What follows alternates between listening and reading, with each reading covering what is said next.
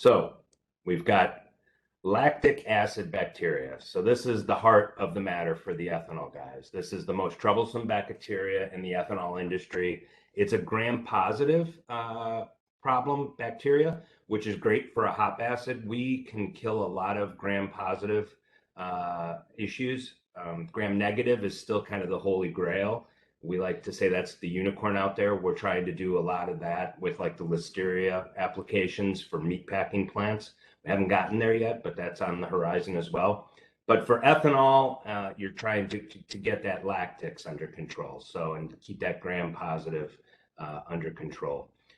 Corn these days, you're getting all kinds of different issues. Sometimes it's a very dirty product. Sometimes it's clean. Sometimes it has moisture issues. So the plants do change. There's only 2 or 3 major manufacturers, but you'd be surprised. We know in proof of concept that this would work at any, ICM plant, for instance. But we still have to dial it in. Some plants use more, some plants use less. No 2 plants are really the same when we're trying to control this. So you want to control it primarily at the fermenters, obviously. You want that sugar being converted to alcohol, no matter what kind of alcohol we're talking about here. And you don't want the sugars being stolen from bacteria. So you have to use something. I don't know of any plants that are able to say we can just process with hot water, or, we don't use anything, we're super clean. That's not the case. Everybody uses something. The big push back in the day was obviously antibiotics, primarily from China and India. And that was an acceptable solution back in the day. But as you hear things and see things on the news, like all of the chicken guys talking about no antibiotics ever, when you have these distiller grains, these DDGs being sold as protein, now the ethanol plants are concerned. It wasn't a problem to create the ethanol with antibiotics, right? But now when I want to sell that protein, I have to give documentation and have testing done. So when you see a guy like, Purdue saying no antibiotics ever, they're talking from, grains that they're feeding that poultry all the way through, not just, stuff we use when they're sick or if they get sick. So the switch really to an all natural solution has really come hot and heavy in the last, I would say, 3 years. So we're getting a lot more of these types of requests as the protein value increases. And really, in an ethanol plant, I don't know if you've talked about it, but they would say the ethanol is our primary driver, and then we have all these co-products. And, we would just try to sell some of it for a little bit of extra money, like the CO2 or the corn oil or the DDG. And now it's all seen as something where it all has big value. And in some cases, those other products can bring more money to a plant than the ethanol itself. So, corn oil, for instance, for biodiesel, they used to just leave it on the distiller grains, and the distiller grains just went out with more protein. Now they're actually investing millions of dollars to separate that.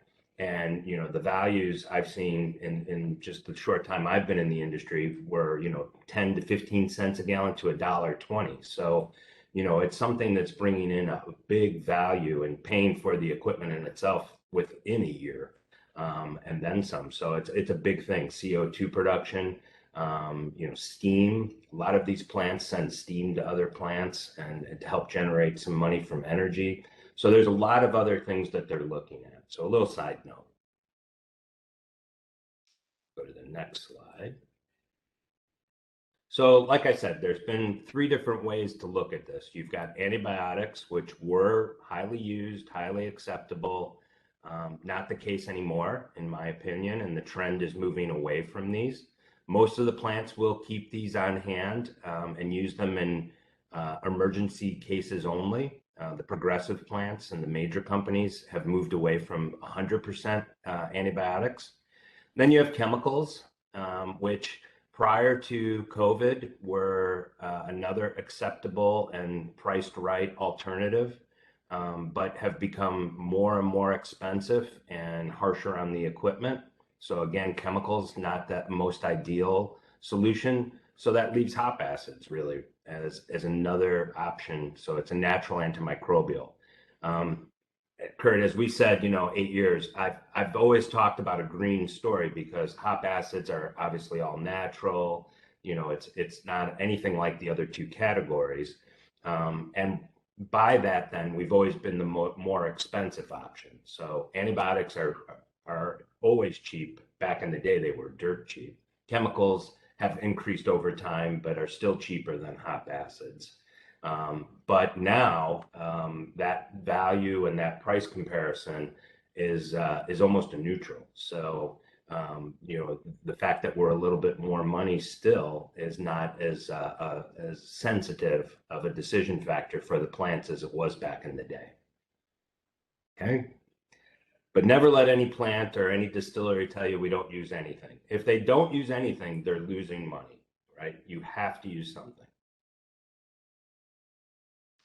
So this is the product that's primarily used in corn applications for an antimicrobial, and this is Isostab, and it's 100% alpha based. So this is utilizing the same hop oils that you would use to make a nice IPA from a craft brewery. It's at a 9% solution, so it's at a very high solution, but it's very good at gram-positive bacteria. It's safe. It's GRAS statements. It's halal. It's kosher. So there's no worry about any antibiotic resistance. And it's a liquid, and you've got that applied right at the fermentation process. I've also seen some plants put this in their beer wells as well as an aid when they get high infections in their beer wells. And the Isostab is, like I said, is in totes, and it's pretty much metered into the system as your antimicrobial control. It could be used in combination with, either chemicals or antibiotics. It's not a one, or the other. I have seen that at some of the plants that don't sell, stated non-antibiotic DDGs, but most of the plants today are going with 100% one solution so that they can keep their, sales marketing materials the same. And the value right now on, non-antibiotic DDGs and, corn oils are high right now. So we're doing very well. I have to say, BetaTec has gone through several headwinds. We've gone through some sale issues 3 years ago when corn went up to $3 a bushel, and the ethanol market said that was like a red line in the sand. We can't make money. And BetaTec, obviously is an expensive product, so it was something that we were looked at. But now magically corn's at 7 going on 9, and these plants are running 24/7, and the distilleries are working nonstop, and the sugar guys are making money. So it's amazing how that cost analysis shifted. When it was $3, we couldn't make money, but 7, 9, we're doing really good. We can keep the plants going. So, and they're making some really, choice decisions. It's all about efficiencies too. So the nice thing about hop acids are that they're not as harsh as the chemicals or the antibiotics. So they're a lot easier on equipment, pumps, rings and pumps, O-rings. So you're able to show that there's a lift in productivity. So it's always about trying to squeeze out some extra gallons at the plants. Okay. Any questions before I keep going? I just want to make sure we don't go too far ahead if there was somebody that wanted to ask something. No? Okay. We'll keep going. So again, if you look at this little video, that's, your cells, you've got the nutrients that are nice and protected. This is from the hop acids and the bacteria. So, hop acids destroy the bacteria and really from the cell walls. So you're able to keep that out of the process, but it's not absorbed by the yeast. So the yeast is protected. Okay. So it's kind of a killer of the bad things and a protector of the good things.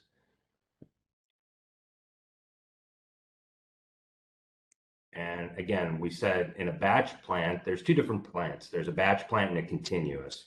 Batch plant, all that means is that we're going to fill a tank with water, enzymes, corn, and yeast. We're going to make a batch of product, and we're going to, send it downstream and start again. So we're constantly starting from scratch, and it could be a 2 to 3 day process. So in this case, when you have a batch plant, you've got your, right in this fermenter is where you would be putting in your Isostab along with your yeast culture. And we're talking about small ppms. And if this was a 50,000 gallon plant, we'd be talking about, less than a gallon of product. So a little goes a long way in the dosing, typically. But it depends on how well the plants are run, obviously. Okay. And then if we go to the next. So again, in a batch plant, Isostab performance, if you look, again, our performance is on the lower side, but the benefits of selling the of a natural product right now have far outweighed the use of penicillin, virginiamycin. I mean, when I say antibiotics, they're using the type of antibiotics that, you hear about resistance, even in humans. Like, your doctor doesn't want you to take penicillin all the time or virginiamycin or any of these products, for just a common cold, because eventually you're going to have resistance. Same thing with the ethanol plants. So it's interesting. They'll always carry 4 or 5 different ones, and then they'll try to rotate them because they'll get strains of infection where all of a sudden penicillin at any value won't work. So they'll blend, mixes, they'll try different things, but really that's because of the resistance. So the Isostab, you don't have that problem. Okay. And then we have different products for different solutions. So one of the ones that we've come out with, and I told you Isostab was at 9%, is called Firma Hop Pro. And this one we're just launching at the FEW, the Fuel Ethanol Workshop, coming up this summer in Minnesota. And this is at 10%. So it's a little bit more of a boost, but it also works at different pH ranges. So Isostab really doesn't do well in a 4% plant. And, we see inefficiencies. I would switch a customer to the Firma Hop Pro. So we have 3 products primarily for the production of alcohols, and that would be the Isostab, the Firma Hop Pro, and then for cane distilleries like the rum guys down in the Caribbean and the cane that's grown in Brazil, we use a product called Lactostab. And again, it's a different combination of hop acids for a different kind of pH factor. Okay.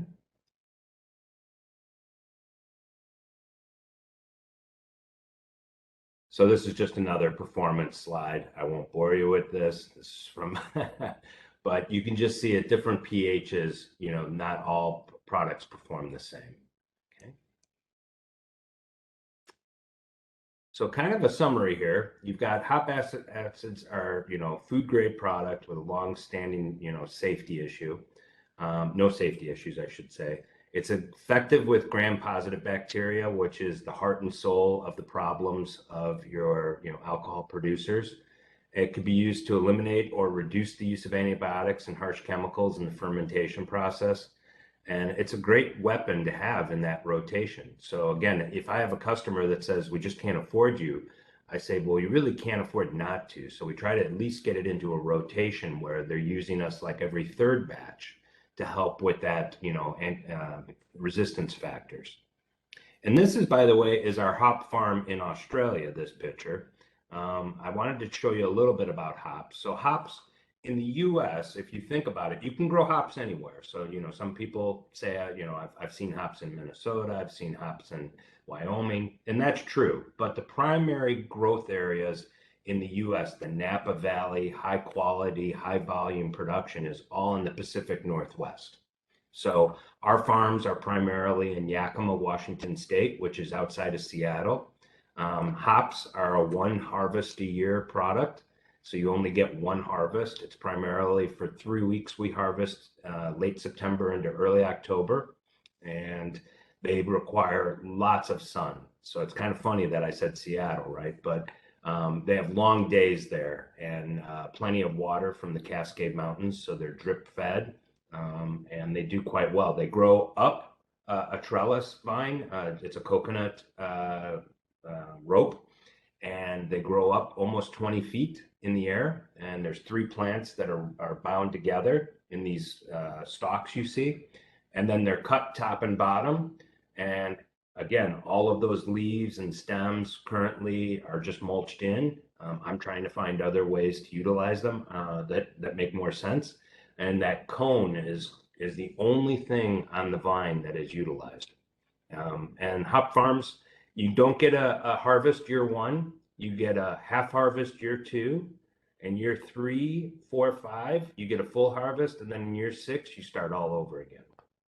So it's a tough business, and we have about 400 acres in Yakima alone that we grow on.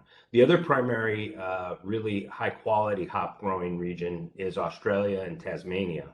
And I don't know if there's any IPA fans in the group there, but you start to see that hops are being called out on beers more and more. If you see the word Galaxy or Mosaic, those are primarily all grown in Australia. Some are grown in Tasmania, and they are the most expensive hops in the world right now. So they're about 4 times the price of any other hop.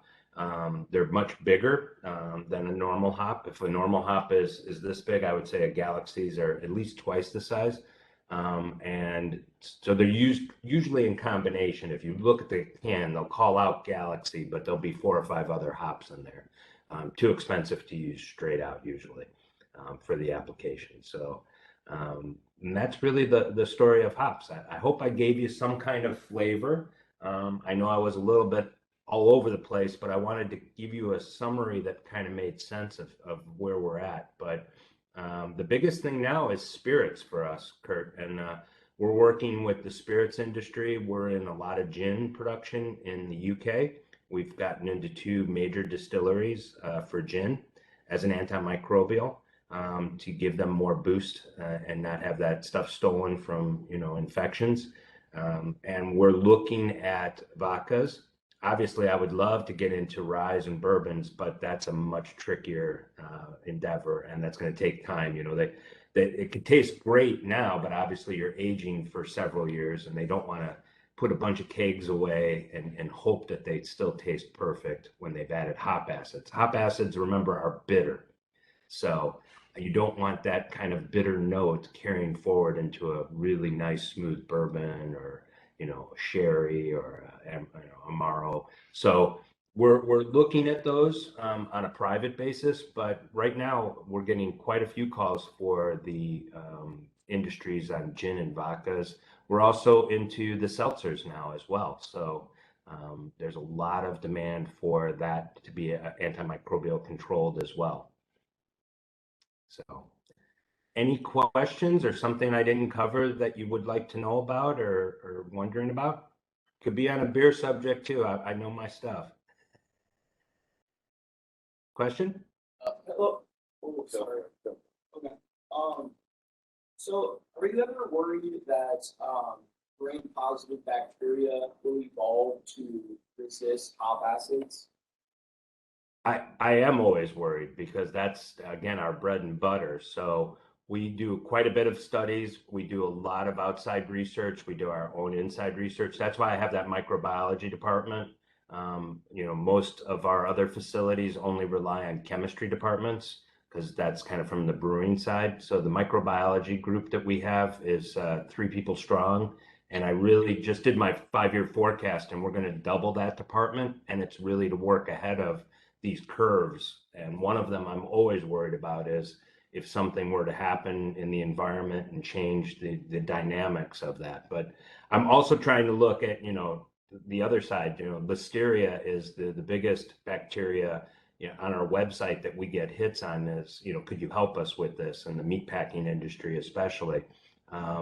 And that's one of our big things that we're kind of working on. And again, I said that's a holy grail that we haven't been able to solve. But if we could, that would make the business, triple overnight. So there's a lot of opportunities out there. And as long as the green message kind of stays out there, we've got opportunities.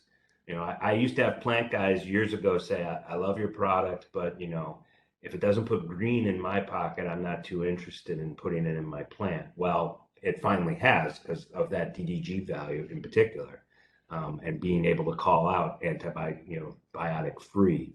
So, and having their plant certified. Very important for the wet mill plants. We do a lot of work with the wet mill guys, and in particular, it's because they do so much pet food. And I've had mill guys tell me all the time, the requirements if I want to sell my product to a pet food company are double what if I would have to sold this to, a poultry guy or to a turkey guy. So you don't want to harm animals and have that on your plant. So the level to get into that business is very high. The standards. Did that help you? Yeah, thank you. Yeah. Anybody else? Yeah, so like one big source of antibiotic resistance comes from animal manure. So I was wondering, I guess maybe not what's your stance, but like how are you guys with like feeding hops acids to animals as opposed to antibiotics? So that's again another project that we've been working on.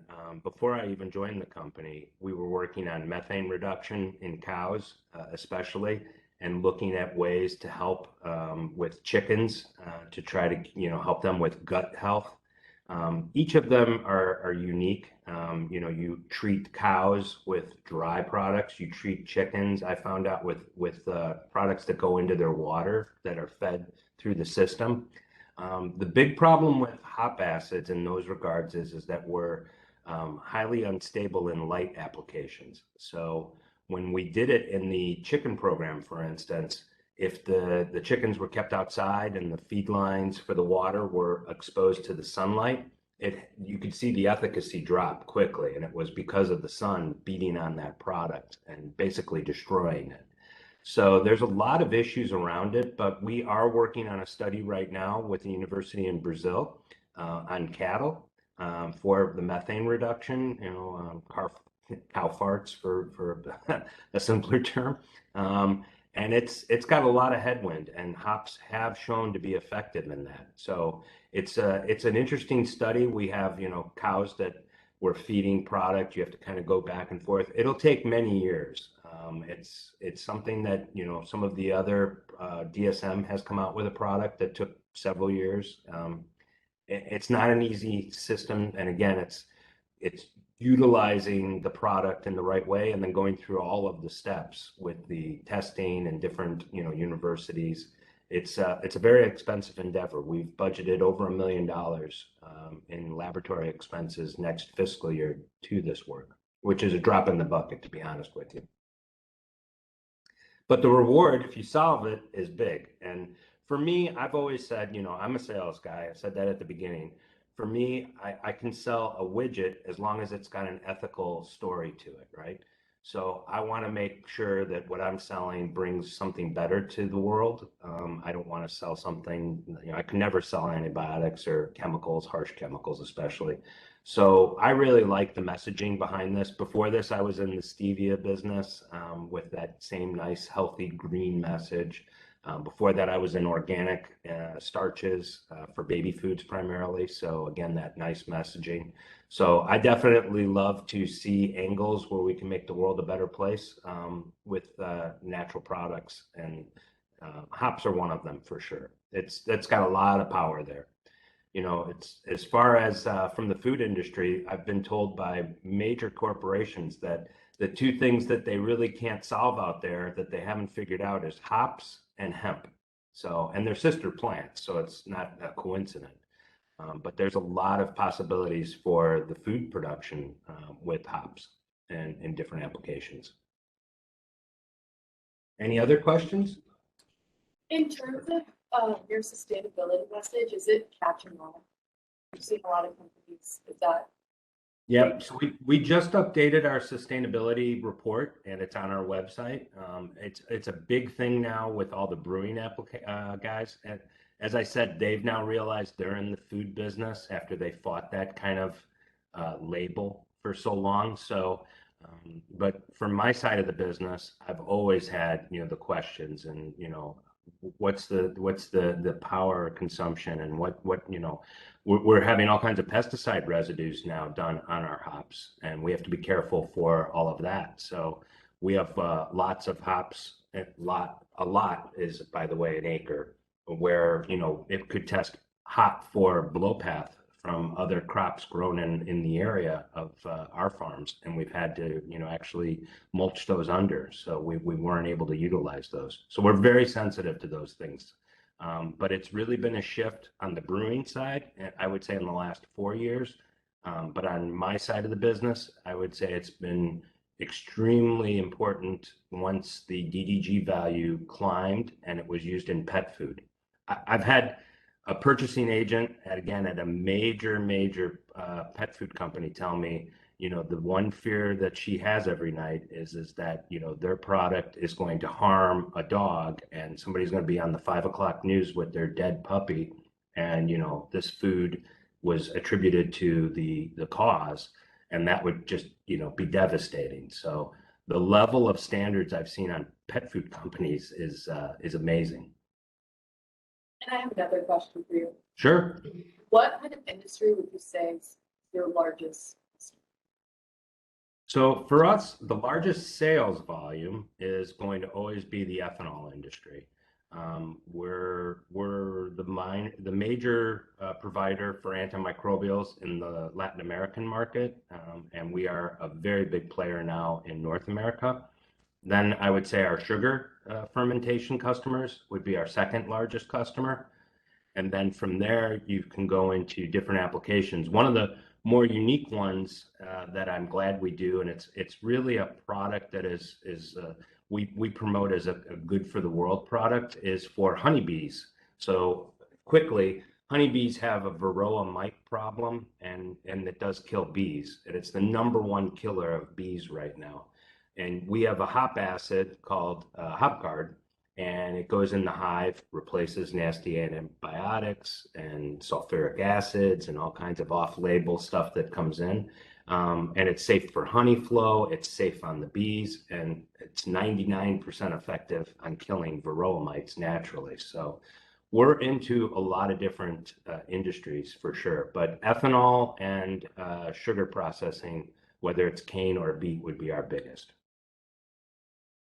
And our website is really good. If you go, you'll see all the different industries we're in and kind of the products we have. It's all based on hops, and I would say 90% of the hops that I sell are all out of Yakima, with some of them coming from England and Germany. Yeah. Any other questions? No beer questions. Wow. Oh, we've got some weird questions. I'm sure we got. My favorite one is listen, on the beer side of things, we're in 6 of every 10 beers you drink this month. So it doesn't really matter what beer you drink, we're in there. But the volume of hops, so hops in beer are for flavor.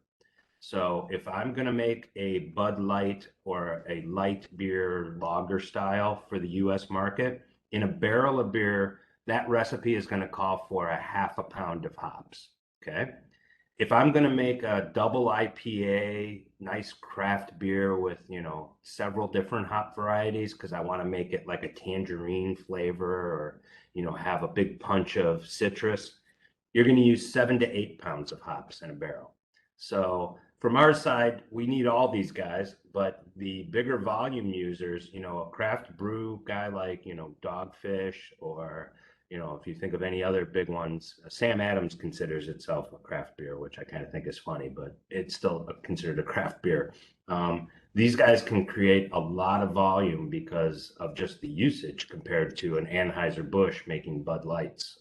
So craft beers have really set the market on hops. We grow and trade 40 different varieties yearly. And I would say we have 10 or 12 exclusives. Citra is one that you'll see on a lot of IPAs, and Citra hops are owned by us. So whether they were grown by us, traded by us, or if the rootstock was grown somewhere else, Citra ties back to our stock. So just like Galaxy. Yes. You know what kind of beers have the Galaxy and Mosaic hops? So they're going to be IPAs. A lot of them are going to be double IPAs. And if I'm going to put Galaxy in the can, you're going to see it on the label because the cost is so expensive that I'm going to call that out. So nobody's using it in, secret. They're going to call it out, but they're going to use Galaxy in the recipe at, 5 or 10%, and then they'll have 3 or 4 others that they'll use because just Galaxy by itself won't work. It would work, but not financially. Okay, interesting. Thank you. Yeah, and Galaxies would be able to grow in Yakima, but we're so sensitive to root theft that it's safer to keep it in Australia. But we do have security guys, and this guy going down this field in the photo might be a security guy because rootstocks can be stolen and then copied. So it's a big business.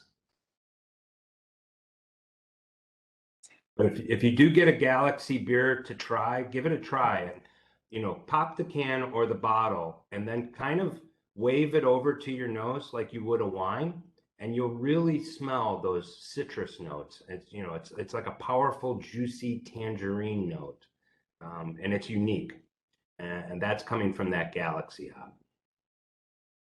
Okay. So do you use this in like biochemical fermentation or no? We haven't really, but I wouldn't say that that's off the table in the future. At some point, that could be an opportunity.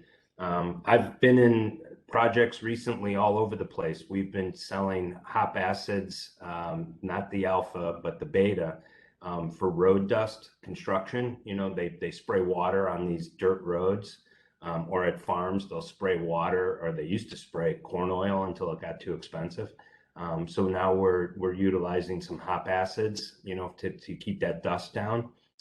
We have mite projects in Napa Valley where we're testing hop acids to control spider mites on grapevines.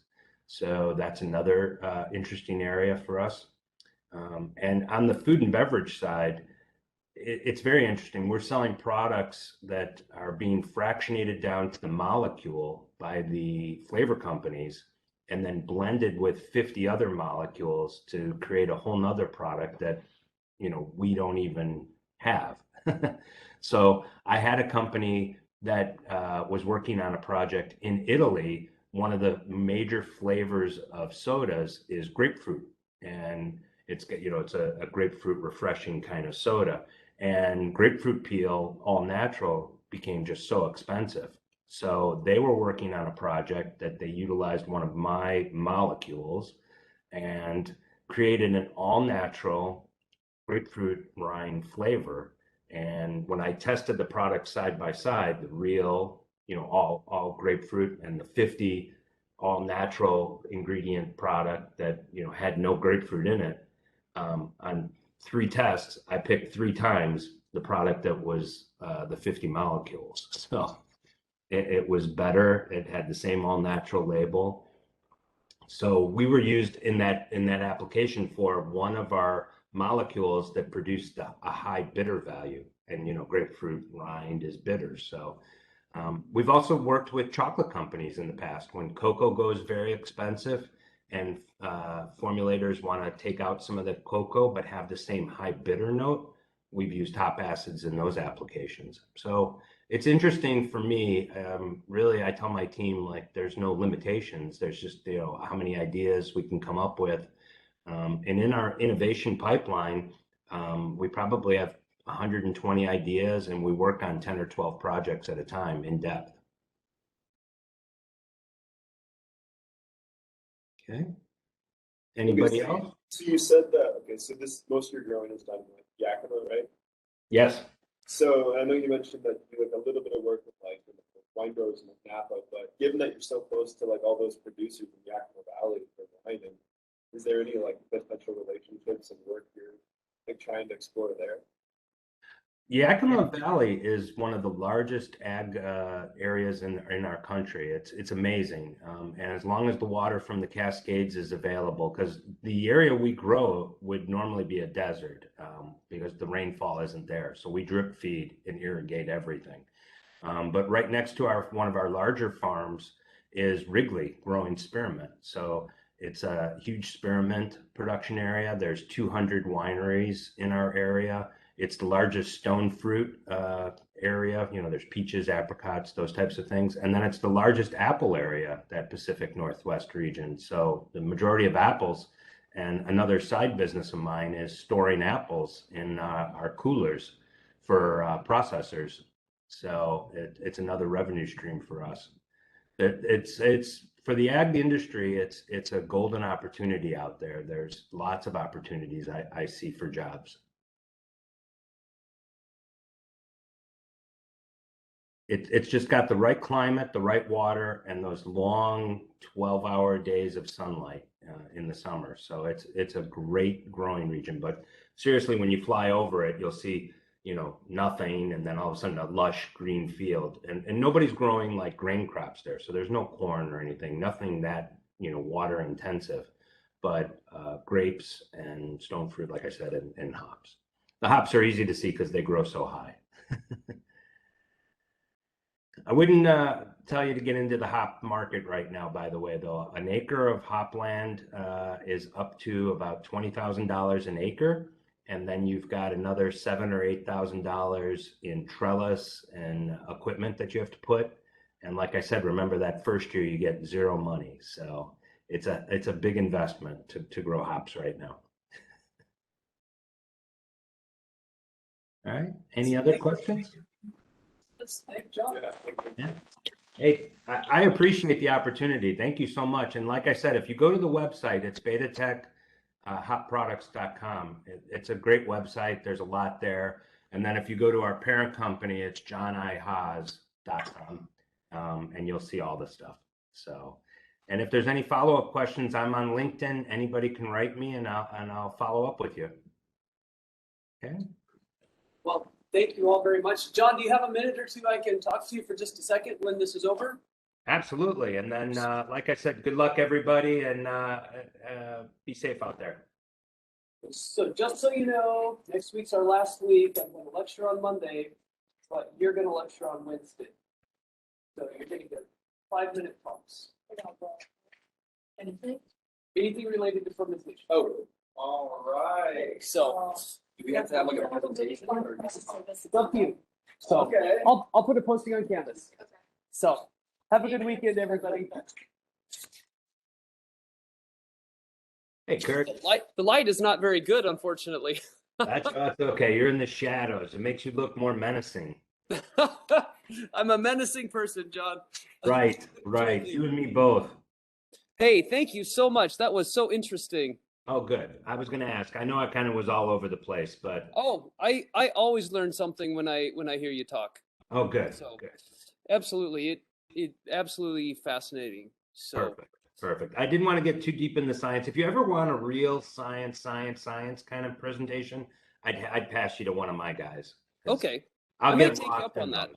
Yeah, no I'm gonna problem. take you up on that. I'm the guy that knows just enough to be dangerous, but I'll get myself in trouble, you know. If there's a PhD in the room, I stay real quiet. But if it's just two sales guys, I'm good. Ah, there you go. There you go.